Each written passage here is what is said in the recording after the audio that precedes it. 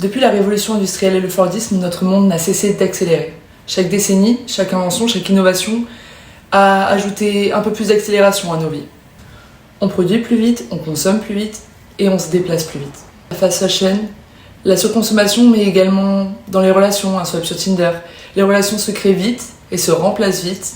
Et nos modes de vie en général, eux aussi, ont un petit peu évolué. Avec les fast-foods, la livraison à domicile avec Uber Eats, un billet d'avion est vite réservé en quelques clics sur internet, changeons régulièrement de travail, un phénomène que l'on nomme le bougisme. Enfin bref, vous l'avez compris, notre société et nos modes de vie sont plutôt effrénés. On sait faire, on le fait, et principe économique, tout ce qu'on peut se payer en seul. Modernity, where is the time we save? Ce qui laisse place à de nouvelles méthodes et de nouvelles habitudes de vie. Et pourtant, dans ce monde où tout s'accélère, il existe un rituel qui, lui, a résisté à travers les époques et à travers le temps.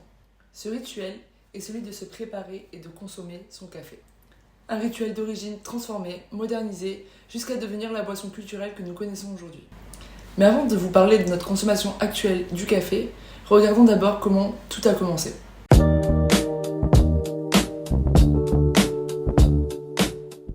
L'histoire du café commence il y a plusieurs siècles en Éthiopie. À l'origine, c'est une boisson sacrée, consommée lentement, presque rituellement. Le café se partage, se prépare avec soin, le café se savoure. Très vite, la boisson va se diffuser dans le monde arabe. À cette époque, le café n'est pas seulement un plaisir, c'est un stimulant. Il aide à rester debout, il aide à travailler, il aide à rester éveillé lors de longues veillées religieuses par exemple. Quand il arrive dans nos maisons, il est simple, noir, corsé. La génération de nos parents et nos grands-parents nés entre 1950 et 1980 le boit pur pour se réveiller le matin avant d'aller travailler. Et pourtant, ce qui était d'abord une nécessité va bientôt se transformer. Le café va devenir un symbole de modernité, un produit culturel et social avec l'arrivée des grandes chaînes qui vont le démocratiser. Si vous allez à New York, Paris ou Tokyo, vous y trouverez un McDo, un Subway ou un Starbucks. Il faut se remettre dans le contexte. On est dans les années 1970-80 qui sont marquées par une croissance des villes et des revenus disponibles. Les gens ont plus de mobilité, voyagent davantage et souhaitent des produits accessibles partout. Le café traditionnel à la maison ou au comptoir ne suffit plus. Les gens souhaitent prendre leur café à emporter sur le chemin du travail et partout quand ils veulent. Et c'est dans ce contexte que le café va prendre une tournure à 360 degrés.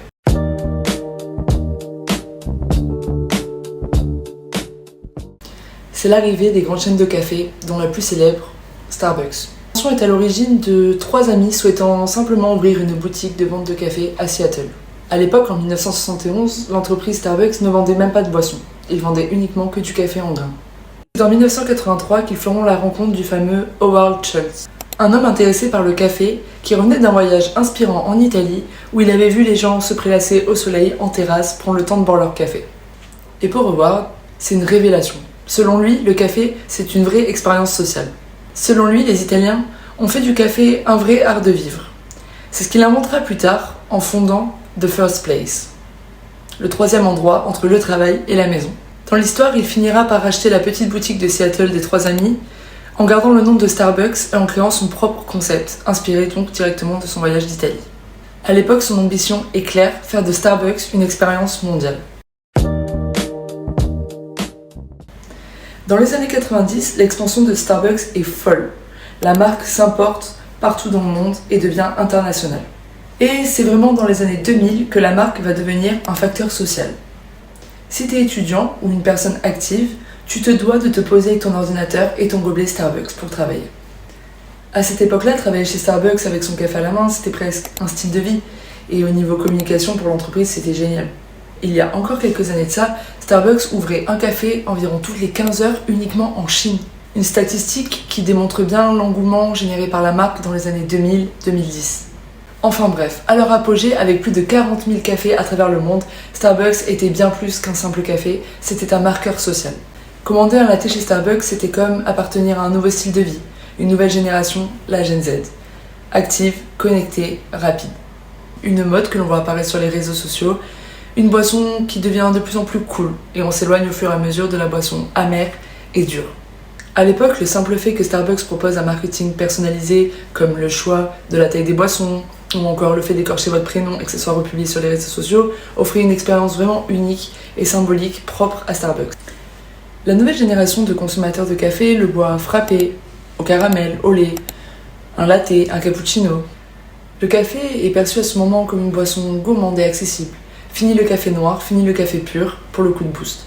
Ah non, pas Et du je tout. vais plutôt te raconter ce que moi je fais le dimanche matin, avec mon petit café.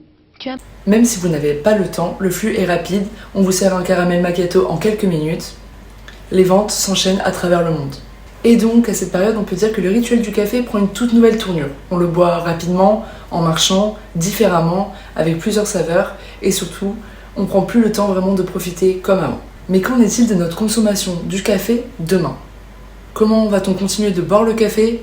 À quel goût ? Et est-ce qu'on va peut-être revenir plus lentement ou plus rapidement ? Eh bien, la Gen Z et les générations futures sont marquées par ces nouvelles saveurs de café. Froid, lait, caramel, mais surtout, elles sont aussi marquées par les conséquences des années qui les ont précédées. À cause de l'accélération de ces dernières années, on constate qu'il y a beaucoup de dépression, de burn-out, de dépendance aux écrans.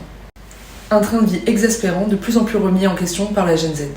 Ils et elles sont fiers d'être qui ils sont, avec leurs spécificités, leur vécu et leur traumatisme. Plutôt qu'être réduits à des diagnostics, ils veulent être acceptés tels qu'ils sont. Et c'est dans ce contexte que le fait main, le local, l'artisanat ou encore la lenteur vont être des valeurs de plus en plus remises en avant, progressivement. Chaque artisan est unique et on y voit vraiment dans chaque création la signature de l'artiste qui l'a créé. Et c'est un produit qu'on ne va pas retrouver en grande distribution. Une génération de plus en plus sensible à de nouveaux sujets sociopolitiques, comme le réchauffement climatique, les produits consommés ou encore les conditions de travail. Les marques sont accusées de recel de crimes de réduction en servitude aggravée, de crimes de traite des êtres humains en bande organisée, de crimes de génocide et de crimes contre l'humanité. Elles risquent des amendes records et des poursuites pénales. Finalement, on ressent une volonté de revenir à l'essentiel plus calmement. Et cela notamment dans notre café adoré. Consommé à toute occasion à longueur de journée, on cherche aujourd'hui à connaître la provenance des grains, leur goût, la main-d'œuvre. On aime les boissons originales, mais plus au prix de notre santé. C'est dans ce contexte que Starbucks, la grande star du café, se retrouve en quelques mois comme une image d'excès de consommation. En 2008, beaucoup vont arrêter de s'y rendre et de commander, se rendant compte du prix, mais également de la qualité des produits et du service. Et c'est en 2010 que des investisseurs vont commencer à s'intéresser à ce marché en proposant des lieux similaires, mais en s'intéressant davantage à la qualité du produit, des grains ou encore de la torréfaction maison. Et puis, petit à petit, il y a les indépendants, avec des lieux soignés, des lieux à taille humaine proposant des boissons originales, mais surtout liées avec une culture locale. Beaucoup préfèrent soutenir les coffee shops de leur quartier parce que justement, ils respectent la localité de leur quartier. Version carrelée, colorée, sur un coin de trottoir ou au style plus épuré, les coffee shops fleurissent un peu partout en France. On en compte plus de 3500. Le barista connaît ton prénom, la playlist est unique et même les gâteaux sont souvent faits maison. Bref, rien à voir avec une ambiance aseptisée d'une grande chaîne de café. Je ne vais pas vraiment à Starbucks, donc déjà pour des raisons éthiques et ensuite aussi par rapport au prix, parce que je trouve que c'est vraiment très très cher pour au final pas grand chose en termes de qualité. Starbucks, avec ses murs verts et son logo international, semble un petit peu être figé dans le passé. Là où dans les années 2000, posséder un gobelet Starbucks à la main était perçu comme un certain signe social, dans les années 2020, c'est presque perçu comme l'inverse par certains. Celui d'un mode de vie mainstream. Au fur et à mesure du temps, Starbucks est devenu un lieu banal, une commodité du quotidien, et plus vraiment une marque inspirante, mais plus une chaîne parmi tant d'autres. Les clients cherchent désormais de l'identité du local. Au fur et à mesure du temps, un nouveau rapport au café est apparu. Une génération plus consciente a commencé à se poser des questions. D'où vient le grain ? Comment est-il cultivé ? Et combien est-il de calories dans cette boisson ? Aujourd'hui, le café devient un choix qui correspond à nos valeurs. Et cette prise de conscience a donné lieu à une nouvelle manière de consommer. Des coffee shops, des brunchs, mais aussi et surtout des boissons gourmandes. Pour demain, le café redevient un rituel où l'on aime se poser, discuter, prendre notre temps et le savourer. On cherchera alors de nouveau l'authenticité et la transparence. Mais alors, par quels moyens Starbucks peut-elle continuer à séduire cette nouvelle génération, la Gen Z, sans dénaturer son identité de base ? Une tentative de retour à l'essentiel. Parce qu'au fond, notre insight est simple. On veut encore profiter d'un café gourmand, d'un moment qui fait du bien, mais sans négliger l'impact sur notre santé et sur nos choix. Il faut des actions concrètes et visibles. Alors voici comment Starbucks pourrait transformer cette intention en réalité. Quels sont les choix, les nouveaux formats qui pourraient réellement redonner du sens à notre pause café? Cette démarche, Starbucks peut la porter à travers une campagne simple, retour à l'essentiel. Un titre court qui dit tout et va direct au but. Un retour à ce qui compte vraiment dans un café, le goût, la qualité, un geste plus responsable.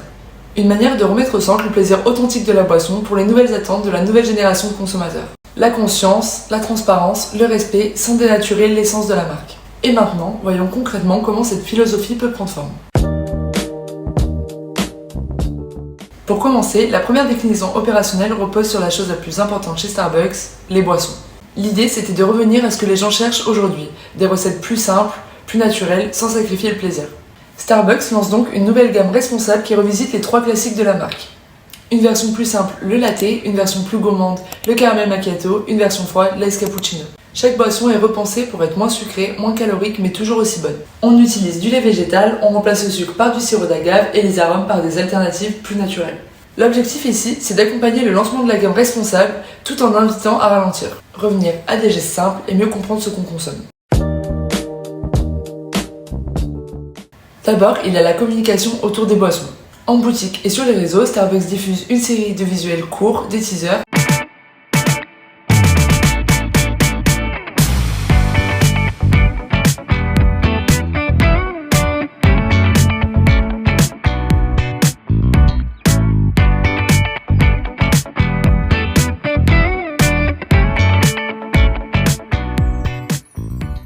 des affiches qui mettent en avant la gamme responsable et la promouvoient avec un nouvel axe UGC avec le nouvel hashtag Retour à l'essentiel.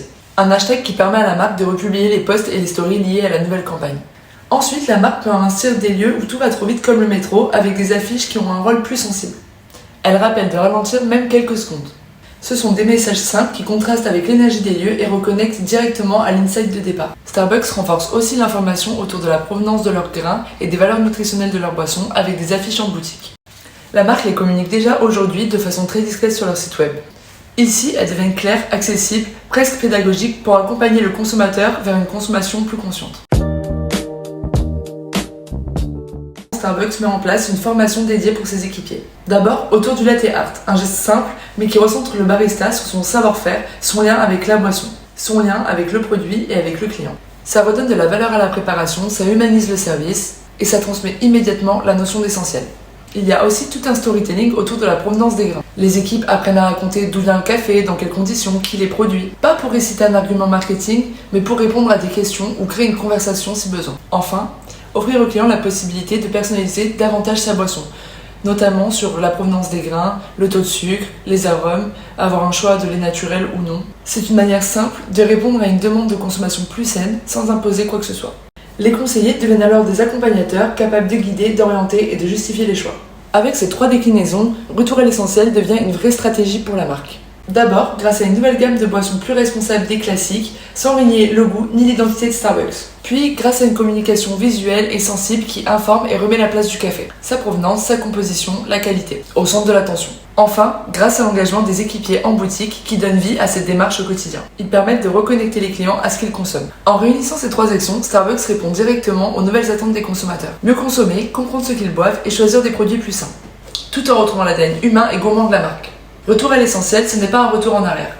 C'est une façon plus juste, plus consciente et plus transparente de continuer à séduire une nouvelle génération. Une génération avec de nouvelles attentes et de nouvelles habitudes de consommation.